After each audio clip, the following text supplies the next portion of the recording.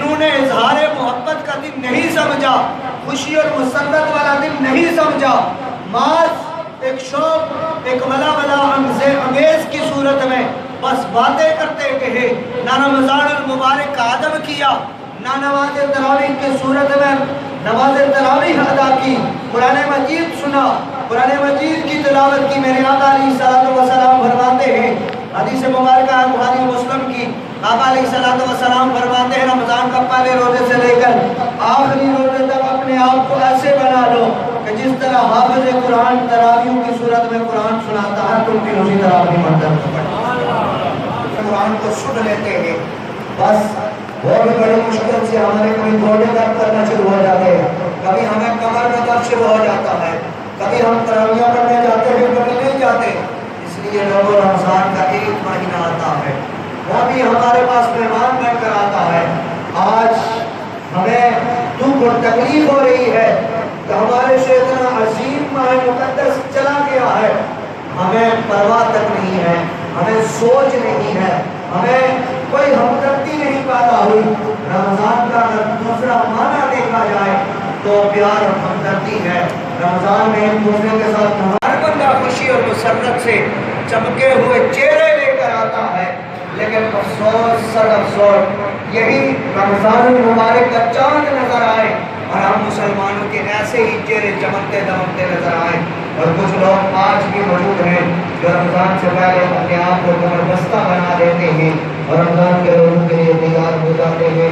جب رمضان المبارک کے روزے آتے ہیں بڑے ادب و احترام کے ساتھ، بڑے چہرے پہ خوشیاں سجائے ہوئے اعتکاف کی بھی نیت کرتے ہیں، کچھ لوگ پورا ماہ رمضان المبارک کے اعتکاف کرتے ہیں، کچھ لوگ آخری 10 دن اعتکاف کرتے ہیں۔ میرے آقا نے فرمایا جو آخری 10 دن میں اعتکاف کرتا ہے اللہ رب الجلال ایک حاجت اور ایک عمرے کا اسے ثواب عطا کرتا ہے۔ اتنی بڑی سعادت ہے۔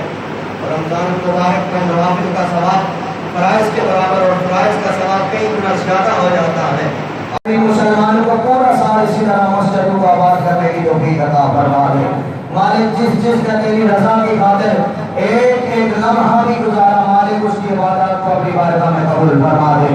مالک مولا رمضان کے دفاعی اور فطر کے دفاعی ہم سب کے مرحومین جو اس دنیا فانی کو سے چھوڑ کر چل بسے ہیں، حضرت آدم علیہ السلام سے لے کر آج تک جتنے بھی کلموں کو مسلمان مردوں نے اس دنیا کو چھوڑ کر چل بسے، مولا سب کی بخشش و مغفرت فرما، مولا سب کو علیہ نشین میں جگہ عطا فرما۔